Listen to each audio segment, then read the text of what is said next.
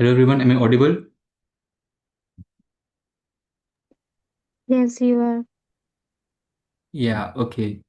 So we are waiting for some more people to join. Maybe we will start in 2 minutes. By that time, I'll be telling you about ISRK.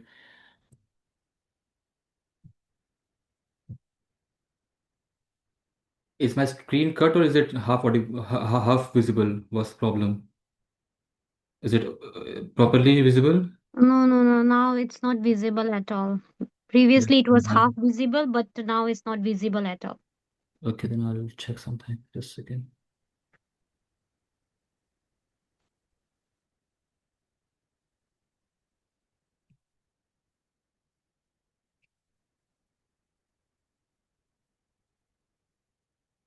Okay, so what is ISRK? So ISRK was started in 2019 when, if you remember, during COVID, there was many issues which people were facing while coming to Korea or studying in Korea. So we established IISRK at that time, and we are helping students and researchers in Korea to get job, have any if they have any visa issues or any other problem in Korea, we are helping them all. So yeah, this is Ayush Patel. I am your host along with Aarti. I've been in Korea for around 5.5 years, and I have been working in AI researcher as Samsung Electronics. Okay, so Aarti, over to you. Can you please introduce yourself?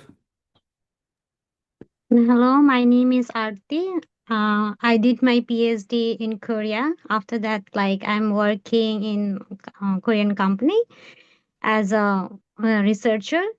And it's been near about 5 years in Korea. And from the beginning, the ISRK, before coming to Korea, I get to know about the ISRK, about this group, and from that day, it's continuously helping from a student to a working, continuously ISRK is working, and now I'm a part of it. So very happy to be here.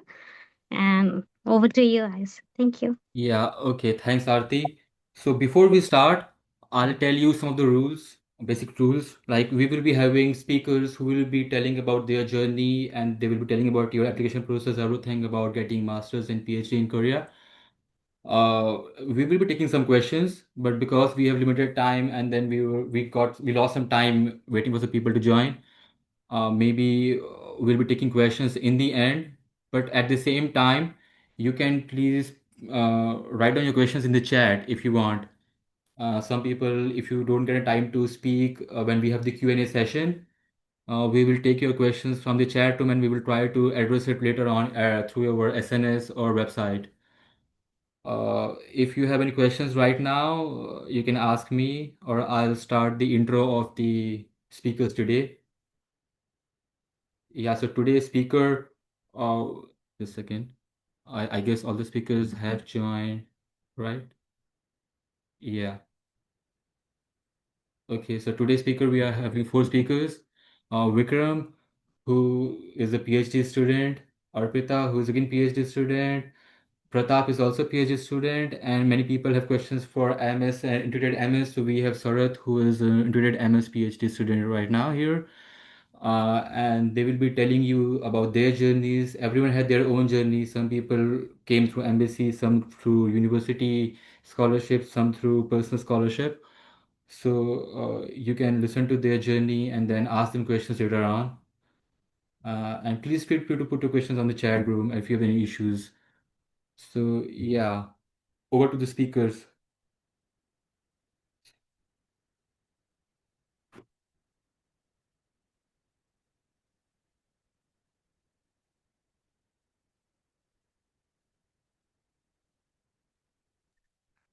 So speaker order will be first will be Saras, second will be Pratap, third will be Arpita, and fourth will be Vikram.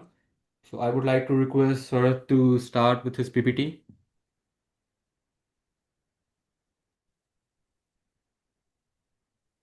I'll stop sharing.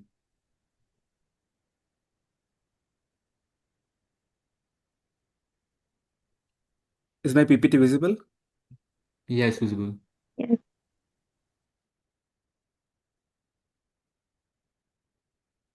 So, hi all. Thank you, ISRK, for giving me this incredible opportunity. So, myself, Sharath SS. I'm an integrated MS PhD student in Cookman University. So in Smart Refrigerant Control Lab under Department of Mechanical Engineering. So let me first say about my personal journey, how I came here. So back in India, I did my undergrad in mechanical engineering from Kerala Technical University. I graduated in 2024, and the same year I joined for integrated MS PhD in Korea. So back then, I did have a Q1 publication, also presented in two international conference. I also had an summer research internship in IIT Gandhinagar. So I already had an early exposure to scientific writing and peer review. The opportunity how I came to know is through one of my seniors who graduated uh, from my own university. He posted a vacancy in the current lab which I am in. So I came to know like that through LinkedIn, and I cold emailed my professor, and he replied back, and I had an interview with him, and that's how I got selected. So many had a question why integrated MS PhD. So if your ultimate aim is PhD, then I would strongly recommend integrated MS PhD rather than completing your master's, submitting a thesis, then moving on to PhD, as it will reduce your time. You only have to submit a single thesis for both master's and PhD. And once you get familiar with the lab, you won't have to change the lab after the master's, right? Or else you have to continue PhD in the same lab to reduce the time. So if you're doing integrated in the same lab, I think it will reduce your time for getting a PhD and financial independence. So most of the master's program are partially funded or semi-funded, while the integrated MS PhD is fully funded. So your funding is secured, and as I said, it will overall reduce your time doing a PhD. The next question was why Korea? So, apart from India, what I felt is in Korea, especially mechanical engineering, the PhD what we do is strongly linked with industry projects. I myself is working on cold chain project, which is funded by Korean government. And the next thing is Korea is very safe, and I'm personally into Korean culture as well. So I was very comfortable moving to Korea to do a integrated MS PhD, as it takes a long time. So moving to the next slide. So how to select professor and cold email strategy, which I used. In the right side of the screen, you can see the cold email actually, which got me into Cookman.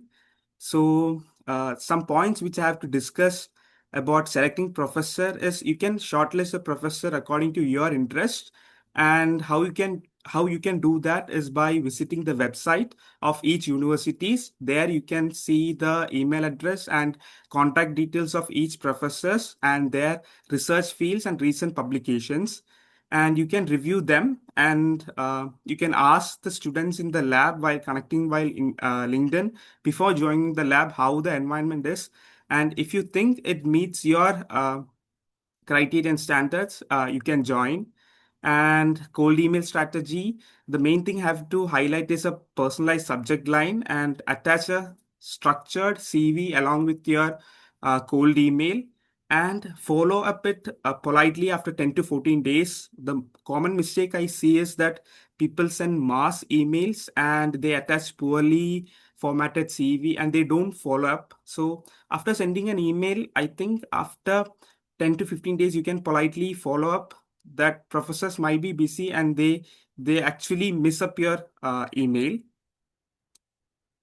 So the next slide, the interview in Korea. So I'll share my experience as well. The typical format of the interview will be in Zoom. I had a Zoom meeting, so mostly it will be within 1 hour.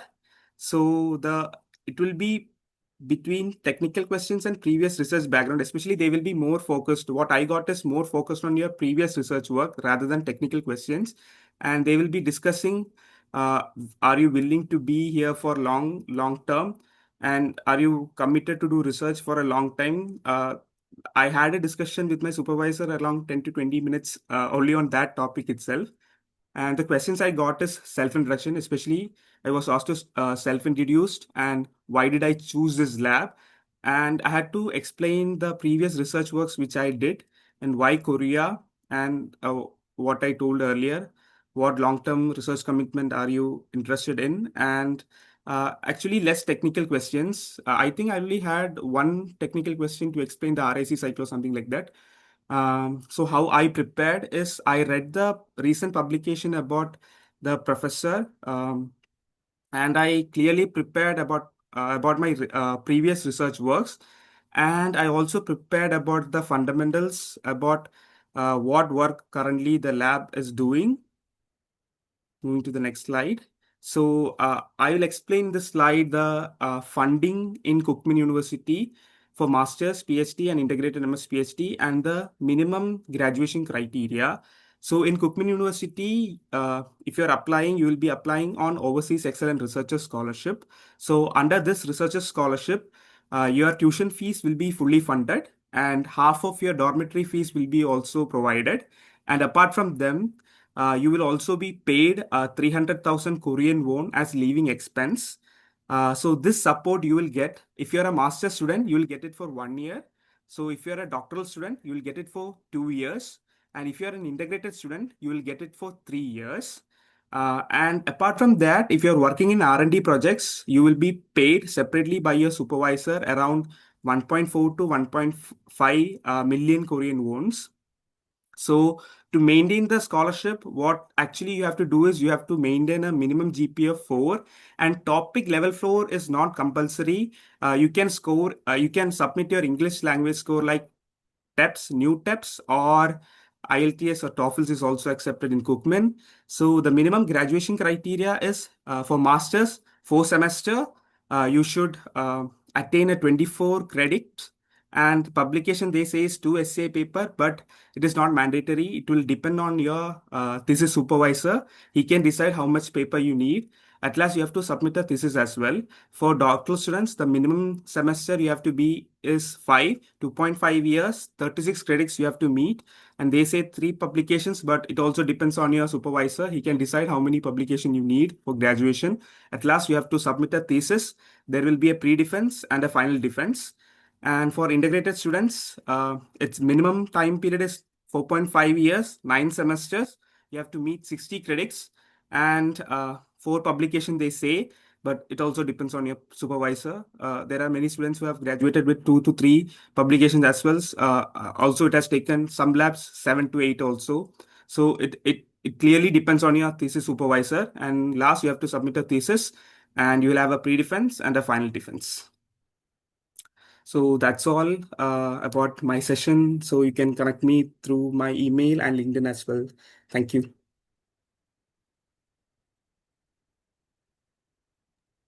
Thank you so much, Sarath. So you have, can you please show your LinkedIn once more if people want to connect? Maybe I'll give you 10 seconds. Okay, this is my QR. You can scan. So next speaker is Pratap. Pratap, are you ready? If you are ready, you can start sharing your screen.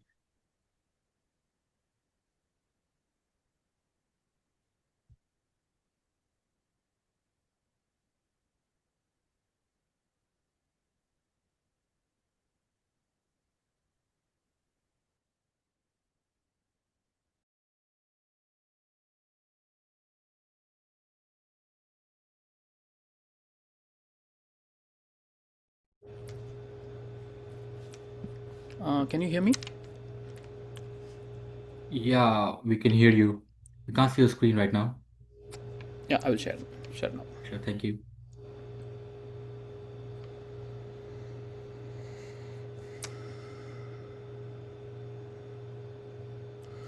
So is my PPT visible?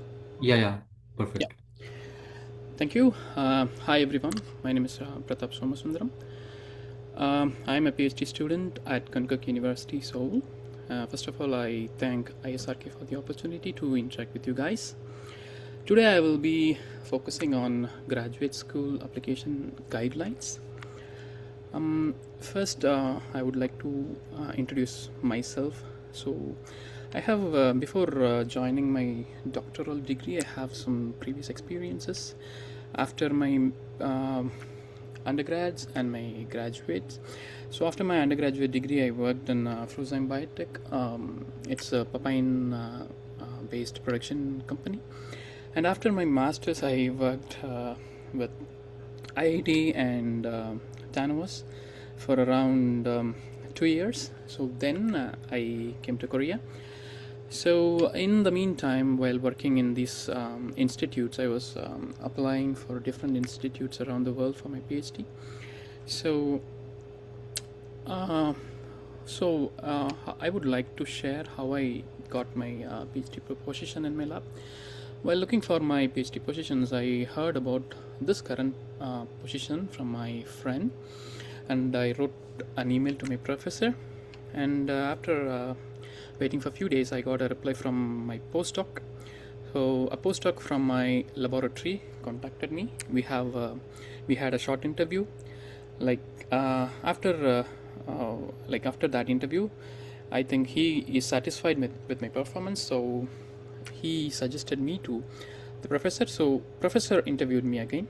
So also I presented my research work, and I also had some questions about why I'm gonna join his lab. So after all these things, I got selected from my lab, and that's how I landed in my lab. So I would like to share how I proceeded with my application after getting selected by my professor.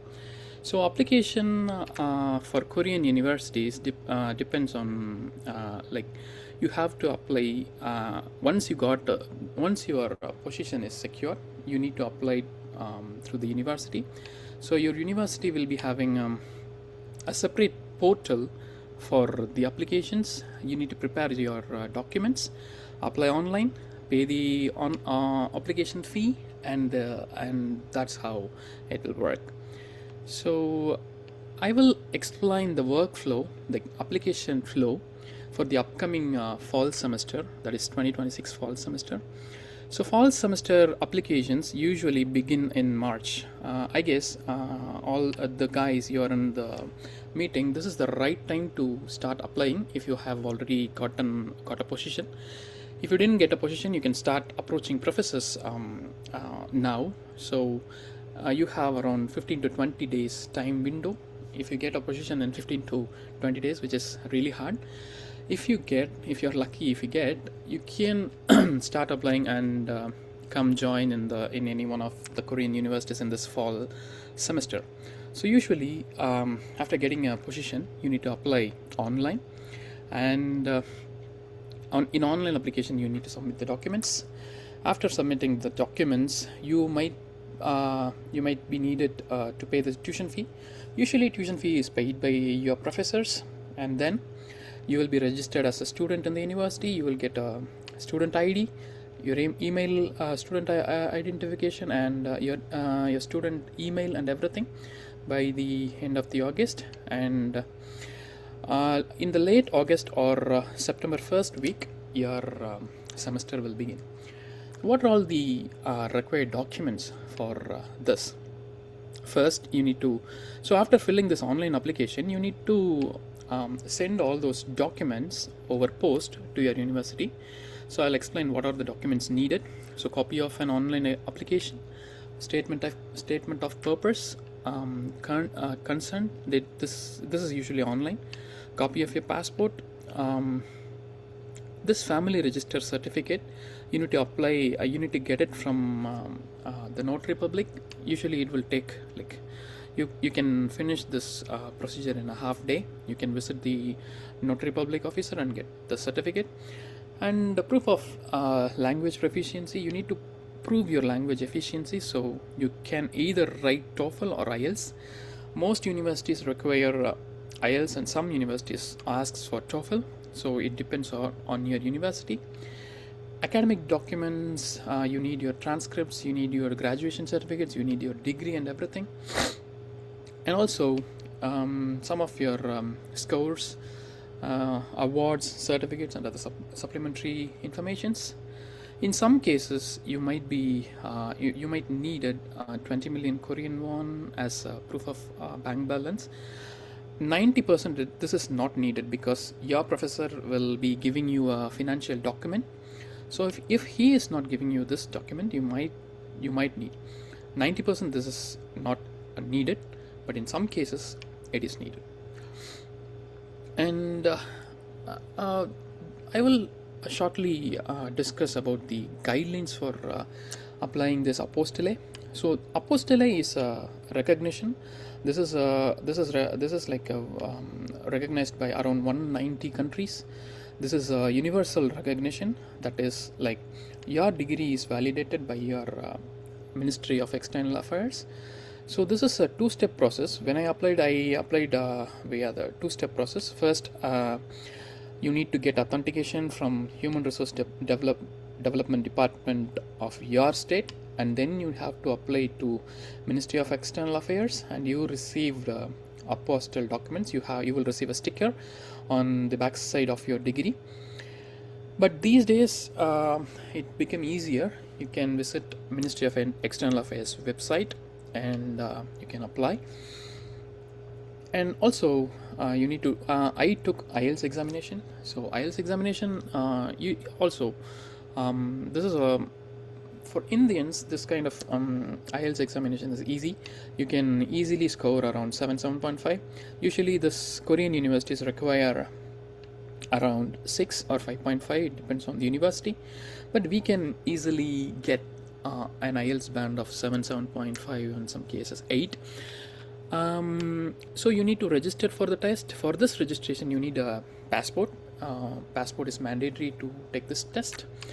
Preparation, I really didn't prepare for this examination, but you can just look out for the scheme of the examination and go give the test, take the test, and your results will be available.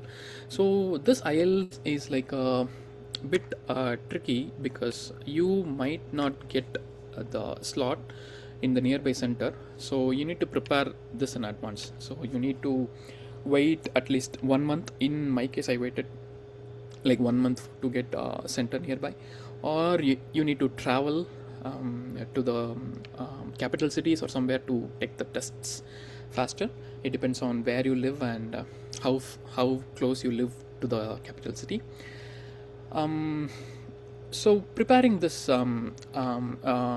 for this documents in India, it usually takes around 1 month because you need to apply specially for the transcripts, because the one which we get from the universities, which is called mark sheets, are not transcripts. For transcripts, you need to apply specially separately for this and get that.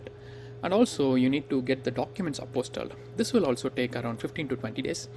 So also for this IELTS examination, you need to wait for 1 month window to get the results and everything. So for document preparation, you might need at least 1 month. So you have to prepare all the things in before applying for the universities. And that's it, guys. This is my laboratory. This is my team. This is my professor. And apart from research, I used to do other activities like blogging, cycling, photography, and I'm a professional handball player. And also, I do podcast and YouTube and everything. Yes, this is my LinkedIn, my email ID. You can contact me. Thank you very much for the opportunity, guys. Thank you. Thank you so much, Pratap. I will keep my So, LinkedIn yeah, silent maybe you for a can while. show this for 10 seconds so that people can use your QR code to connect to you. Yes. And the next speaker is Arpita. Arpita, can you please ready yourself? As soon as Pratap stops his screen sharing, maybe you can start. Yeah, I'm ready. Yeah. Okay, I will stop my screen. Thank you so much. Arpita, over to you now. Yeah. Is my screen visible? Yeah, it's clearly visible. Yeah. Hi. Hello, everyone. My name is Arpita Sarang, and I would be like thankful to ISRK for allowing us to speak our stories at this platform. And thank you, Aarti, and thank you, Ayush, to host this program. So, first of all, I would like to introduce myself. Like, I completed my master's in India, and I was working at two or three companies with internships, and I have an experience in the cybersecurity domain. Also, I like no one approached me with the opportunities in Korea, but there were like students in Korea. I have been friends with, and they told me like they have been studying here. So it really actually I was into research and like so I tried to apply to many universities in many countries, but especially in Korea, I heard that time the AI and cybersecurity was like on peak. That's why I applied to South Korea. So when applying to South Korea, I didn't target a specific university, but I chose like the top 20 universities, and then I downloaded the list of professors from the websites of these universities. When I downloaded the professor profiles, then I came to know like this lab is doing research aligning with my interest. So no, not especially like I don't know, like is everyone from a technical background, but even non-technical backgrounds also have many labs like the bio labs and everywhere. So you can also apply to many universities, approach many professors through emails, like with the cover letters and um, with with with your resumes like that. And for me, I got response from four professors. From these four professors, I actually negotiated on various terms, like what are the opportunities I will get in their labs, and also what is the salary or the scholarship they will be providing to me. So I chose the best option, that is Sejong University. So right now I'm doing my PhD in Sejong University for like this is my fourth year in PhD. So my core value is like I sincerely believe in learning every day, every moment. And also I believe in working with intention rather than doing hard work or smart work. So for my presentation, like I would like to explain more about like what is the learning curve and like how after registration, after like getting admitted into the university, what all things you need to do and how much financially prepared you should be to like come to South Korea, and also what kind of language preparation or tech background preparation, all those stuff. So, so for masters and degree programs, oh, sorry. Yeah. So to pass the course, you need to do like the semester-based exams, like for 4 semesters. And rather than that, you need to work at laboratories for like 9 to 6 as to do research.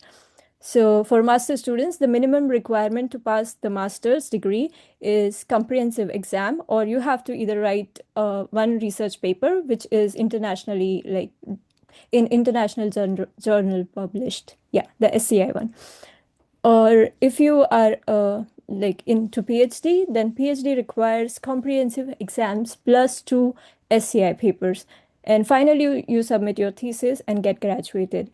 The perks of the degree in South Korea is like you can get practical hands-on projects, as well as you can go and get collaborated with many good companies in South Korea.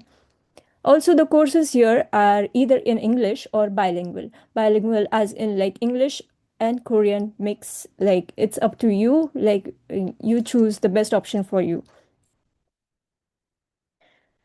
Then the learning curve is that's like you get hands-on on the projects, get to make the project proposals from the start of the project to the end of the project. You get to plan everything, you get to develop and work on everything.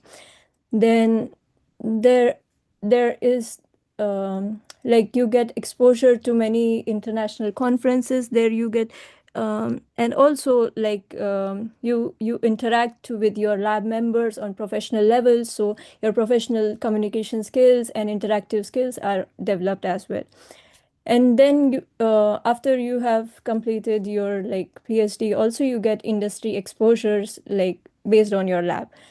Then also your professors may do recommendations for you for the internships and jobs ahead in Korea.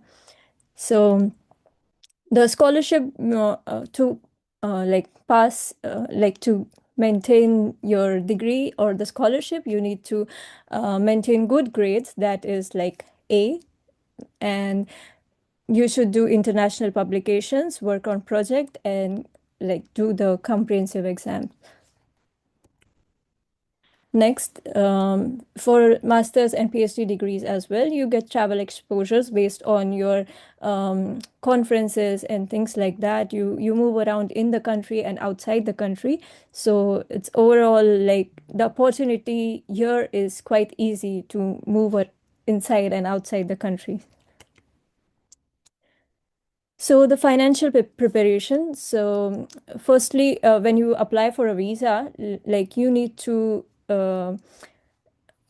approach the agents in India for visa in South Korea, and you don't directly approach the visa office or immigration office in India.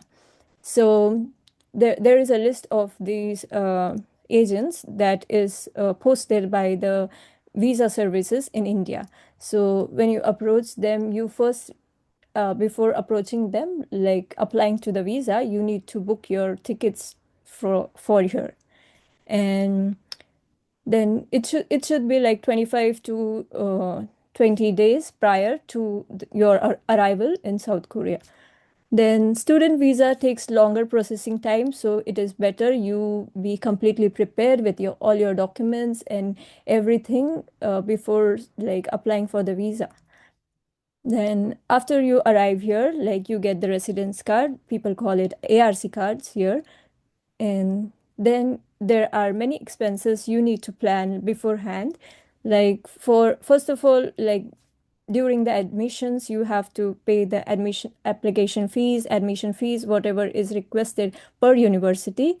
Rest, the tuition fees are covered by the scholarships most of the time. But these days, like for GKS, it is 100% covered. But if you come through the college or the university scholarship, it is sometimes covered in between 100% and 85%. And if you are like if your professor says it's 85%, like the remaining 15% should be paid by you. And it's not that tough to like gather up the 15%. Like you are paid with a stipend, so you can save up to that 15% and pay and continue your scholarship, your degree. So the stay cost here,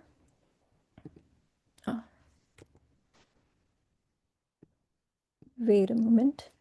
Yeah, the stay cost here, like for when you arrive, you should at least like book the Airbnb for like first 10 to 12 days. I suggest, because like finding homes here, or if you want to move into a dormitory, so dormitory also takes like registration time and everything. So if you register it back in India and like you land on the date of the period of your dormitory stay, then it's fine. But if you are not into that period, like, so you need to prepare for like Airbnb or hotels in Korea. So if you prepare that, and if you're thinking of renting a house like here, so deposits right now is like 400 million to 6 millions for a basic good house to like one room house in Korea. So the deposit is 4 million to 6 million Korean won, and the rent is like 300K to 700K Korean wons. For dorms, we also there is like 1200,000 Korean won and 700,000 to 700,000 Korean won, like per 6 months you need to pay for the dorm. Now, this dorm is like one of the uh, cons of living in dorm is like you have to change it, like you cannot guarantee the leaving period for the dorm. Like you can stay for 5 months in the dorm and they will say like you need to register it again for the next 6 months. This can happen, so be prepared for that. So yeah. And then there are other costs, like you need to register for your resident card. So you need to pay some, the office fees there, like 50K around, like in Korean won. And then there is bank account where they might require a minimum deposit of like 30K Korean won. And then there are travel cards and everything. So this is all for financial preparation, like which is very basic and which is very, like you can plan according to your budget.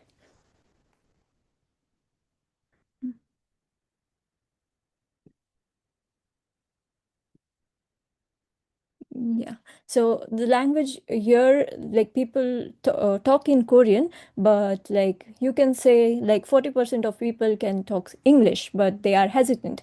But for your case, like if you want to have a smoother life here, you should like at least learn some basics like greetings in Korean, so that like you will be more approachable to people.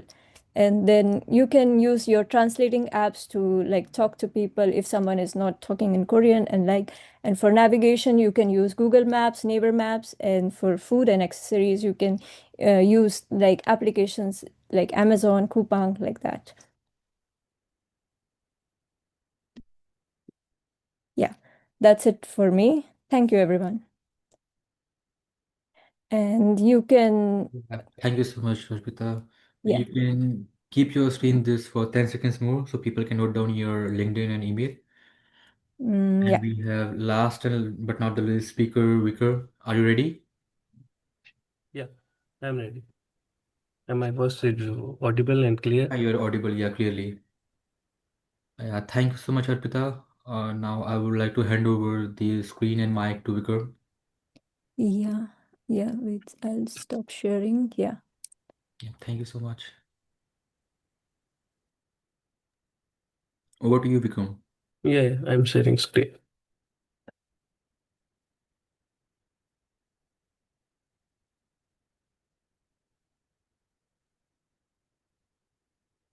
Is my slide is visible? Yeah, it's visible. Hello everyone. First of all, I would like to thank the ISRK team, Dr. Mohammad Iqbal Kazi and Dr. Manas, and my colleagues Ayush Patel and Aarti also to give me chance to speak here. I'm Vikram Beniwal Bograna, a PhD student currently working at the Hanyang University. So my journey from the India to Korea started with my bachelor educations. I did my Bachelor of Science from the University of Rajasthan, Jaipur, and then I got selected for the IIT JAM, and there I did my Master of Science from the Indian Institute of Technology, Jammu. During these times, I got opportunity to work in many research laboratory. One of from them, I started with the JNCSR Bangalore. I worked there for the 2 months, and then I worked for my master project at IIT Jammu for 1 year. And after that, officially the project was finished, but I requested to my professor to extend my project so that I could contribute there more and potential get a publications. So that's why I worked there for the 6 months also as a research assistant.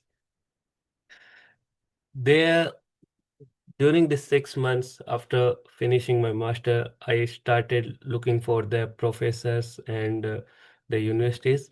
The Korea was not a intentional plans. I also applied to the European universities and the Australian one also. But then I got I mailed to the professors, some of from Korea. So from one of them, I got a reply and called for the interview. There, this professor was since from my same background as I'm doing now in the battery engineering, and I also did the same project during the master. So they selected me there. After that, as my all colleagues explain you about the documentations and requirements and the afterlife of Korea after coming here. So I believe you understands all the things, and I'm thankful for that to my colleagues. Here, I would like to tell you how to make your application strong. The most important things comes here is a research experience. This is the main requirement to applying for a PhD. If sometimes students thinks about that they have lower CGPA in their masters or their bachelor if they are applying for the integrated PhD, it matters if you have a good uh, CGPA or GPA, then it is a plus point, but definitely it is not defining your uh, applications. If you have a very good research experience, then it defines your applications most. So I recommend you you should achieve the uh, as much as possible research experience from the prestige institutes of India's any of from them. And during these times, if you get a chance to attend the research conference and workshops, then it could be also wonderful because it make your CV diverse and they showed like the students is engaged in the research. After getting a good experience, now it comes to how do you explain it or how do you write it in the paper. So for these things, first, how to prepare a strong CV. So this is just a random format. You can apply it. You can use your own format. This doesn't matter at all. So the first things you should always remind during writing each and every line, the most important thing should come first. For examples, like first we talk about me sections here. First we need to tell about like I I am pursuing masters or I completed masters from this department and from these universities. And then you can discuss about like what I did during my masters, just a one lines for the about my sections, and then you can say a good line about your future plans, like a motivated researchers and plan to do the higher studies. So that make you a good candidate. That makes you a good student who is seeking for a PhD. After that, in the my contact sections, I talked with some students, my juniors. Sometimes people use the two emails in their CV. So I think it might be confusing for the supervisors. I recommend use only one and a professional mail, especially if it is a institute mail, then it is better because sometimes the professors apply filters for the Gmail. It is not necessary. They also look at the Gmails, but if you have a institute provided mail, then I strongly recommend you should apply through that mail. And then your addresses and this. In the education sections, always mention the country names because we think like we know these institutes in India, but like if you are applying for the foreign, then your vocabulary should be international. They don't know where these cities belong from. So always write the country names and city name clearly. And something about the international academic vocabulary, I can give you here just one example, like we know in India what is the 12th class mean, but in foreign they don't know what is the 12th class mean. So here we can write it like as a high school diploma. It is not necessary to mention here. I just include to give an example of the internationally. So always use the vocabulary which makes clear for the everyone or internationally known, and don't use the abbreviations like especially IIT. We all know IIT, but still I strongly recommend use the full name of IIT. Don't write anywhere abbreviations. You should not write abbreviations in the CV. In the research experience, this is the most important columns in the CV which you write right after the educations. Here in the first line you can clearly define what was it, and then a project titles, and in the left hand side you can say I mentioned the timing is important actually during the research experience, and then you can highlight the 3 or 4 bullet points in which you can convey the things you learned or you achieved uh, during this your experience, or the important things what you uh, like the improvements, and I'm sorry, yeah, the what the things you enjoyed the most during your this experience. So, and after this research experience, in the next page, you can jot down the achievements, skills, certifications, and references is also necessary actually. For the writing an effective cover letter, this is again a examples cover letter. Usually, I used to follow that cover letter format, but again, you don't have to do it. You can choose whatever you can find any cover letter format on the Google. So that doesn't matter at all. And then the first again the here the first sections you should clearly state your intention and research interest. Like I am applying for the PhD positions because of these regions. And then in the 8 and 10 lines, like you in the CV, you only wrote the bullet points, but here you have to clearly write it down, and with the statings like the research work and the skills gained and the key learning outcomes, and the focus on the learning process, like you learned this and you achieved this and you focused on this. And don't forget to mention the topics which you enjoy most and your core technical strengths. Be- After that, if you have additional experience or you would like to outline the skill column separately, then you can add 3 or 4 lines, but it's up to you. Or if you want to make it one paragraph, the longer one, then it's also fine. And then on the next one, here you should explain your for these positions, like why should they choose you? Why you are the best candidates rather than others?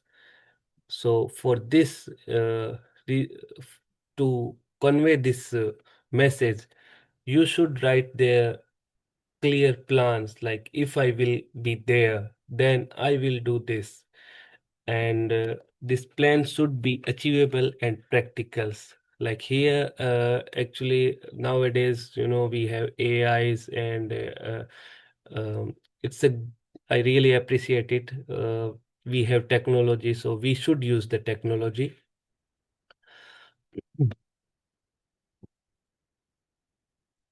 We should use the technology, but in a responsible way.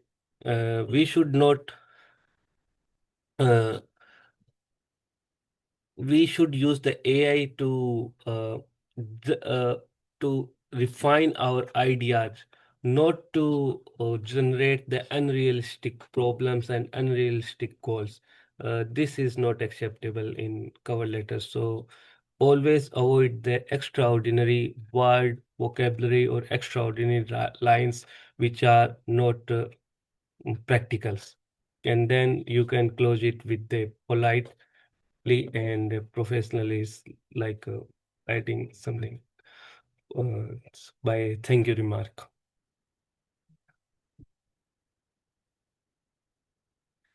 To writing a cold email, first I forgot to tell you about there.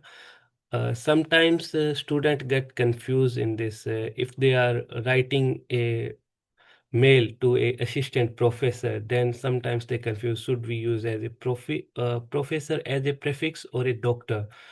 I recommend you should use the professor actually instead of the doctor always. Even if he is a assistant professor or a associate, it doesn't matter. You should always use the professor with the full name. And again, not only like write the surnames or like that, or not dear sir. This is also not good things. You should always write the full name here, and then begin with polite greetings and clearly stating your purpose. Like sir, I'm applying for this, and I'm writing these mails to secure a PhD positions. After that, you can briefly describe your qualifications. It is just a brief, like you can say, now I'm in MSc and I'm doing this here. And then again, a short statement for the 2 and 3 lines to capture his attentions. And for the mail, it should not be longer than 10 to 12 line actually, because here in the end of the mail, you will say, I'm attaching my CV and cover letter. So you are already providing the details there. If he is interested, then he will check your CV and that cover letter, and he will definitely reply you back. So the mail, the things we should consider here, the mail should be clear and a uh, like 10 to 12 line, not a, do not write a massive mail which make him weird or in a strange mood. And after that you can closing it with the kind regards, like that. So yeah, thank you so much to all to listen to me, and this is my mail, benual@hanyang.ac.kr, and here this is my LinkedIn profiles, Vikram Benual. You can search it, or you can also check my profile by scanning the QR code. Thank you so much. Thank you, Ayush. Thank you so much, Vikram. So guys, we are almost the end of the speaker presentation. So we will take the questions now. Yeah, as Vikram told, don't use AI too much. Plus, please use a bit at least. That's my work. Okay, jokes apart. Do you guys have any questions regarding anything about the process, how to do something in India or in Korea, documentation, how to contact professors, or anything else?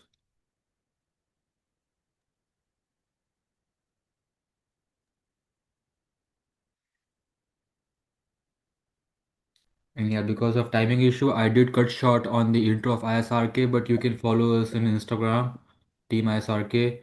We have Facebook page, we have website. You can follow us everywhere and ask us questions there too.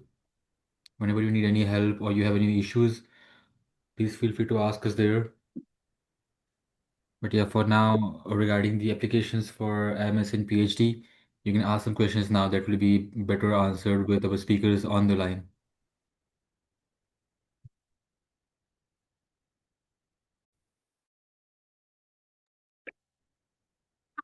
I have one question. I don't know, like Sure, who, yeah, I you can already ask did questions. a PhD. But on behalf of other students, I want to ask, like, if someone is looking for a PhD or integrated masters and PhD, like how the students get the information about like there is a vacancy or not, because it is very hard to go through and find out the position available. So do you guys find any sort of it link or some website where the PhD positions are available? Mm, anyone can answer if you have. Um, I will answer this question. Okay, thank Um, you. yeah, usually this kind of information comes from the postdocs or the other people working in the lab. Korean professors usually don't post these kind of information in LinkedIn or in their websites. They just simply give their email ID and write to us. Some positions, some professors in my university, in Konkuk University, they recruit international students regularly, so they post these kind of information in their websites. But not everyone. It depends. Like it depends on the strength of the international people in their lab. But there is this website. I will post it in the chat. But in that website, they used to post PhD positions in Korean. But if people are interested, they can use that website, and yeah, and they can find positions. Okay, thank you so much for the answer. Yeah, thank you so much, Pratap. Yeah, it's correct. Actually, I would like to add one more point here. Uh, Actually, like we should visit all the university websites, because especially I can say about the Europeans, they announce open vacancies on their website portals. If we are directly searching on the portals like Hanyang University open vacancies, then they mention there.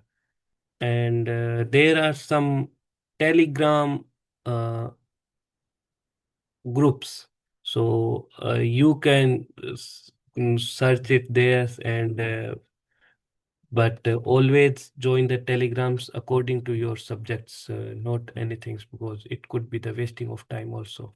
So yeah, this is this. Thank you. Thank you. Thank you, Vikram.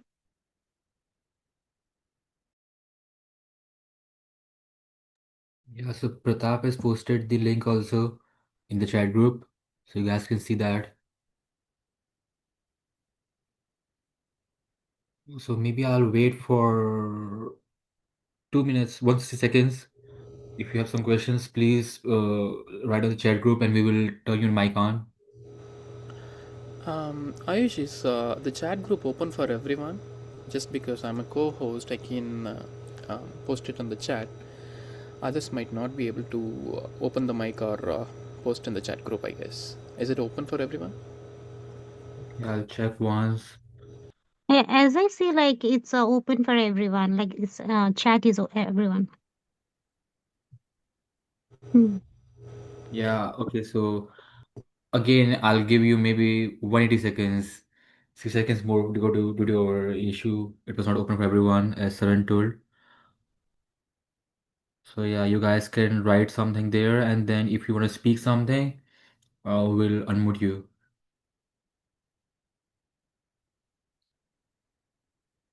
Yeah, just in order to avoid chaos, we have not allowed you to unmute yourself when you use this chat room.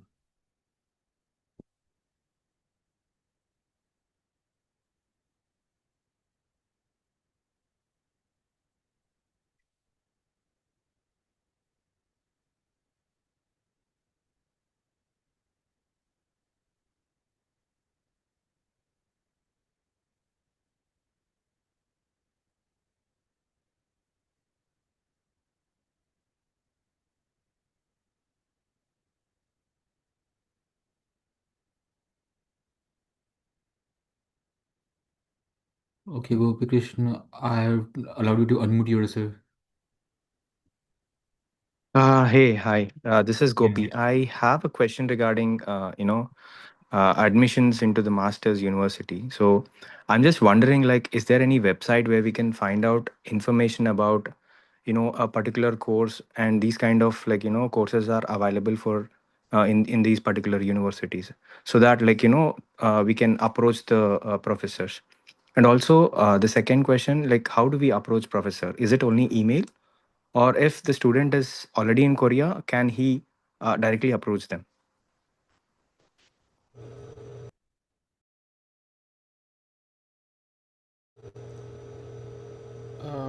Can I answer this question, or someone else is gonna answer this? Yeah, sure, you can go on. Okay, I will answer your questions.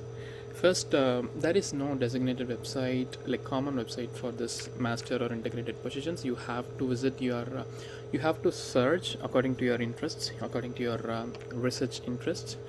Say, for example, if you are in a particular field, you need to look for the people who are working on that field and go see their websites, see their research, and then approach their professors. Of course, there is only one way to approach a professor, it's over mail. There is no other option. And if someone is in Korea, they cannot go meet a professor and approach. And there is a way, there is a professional way to approach for such things. You have to get an appointment in case you want to meet a professor. Most cases they don't want you to come over in person to meet them. If they are interested, they will contact you over email, or they will meet you over Zoom or other online platforms. uh, and other cases you don't have to, in most cases they don't want you to come in person. Yes.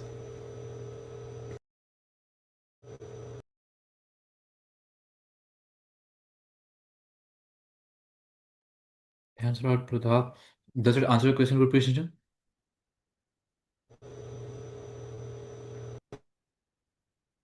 Yeah, okay, so we will take next question.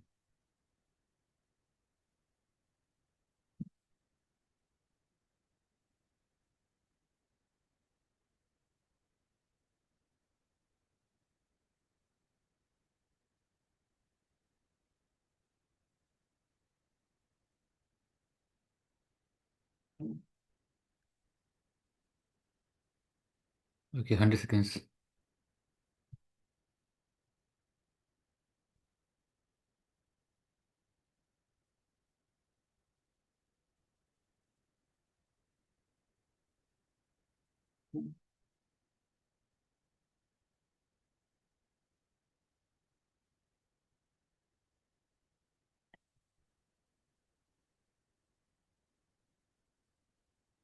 If it's taking long to write the questions, just write one word, unmute. I'll unmute you.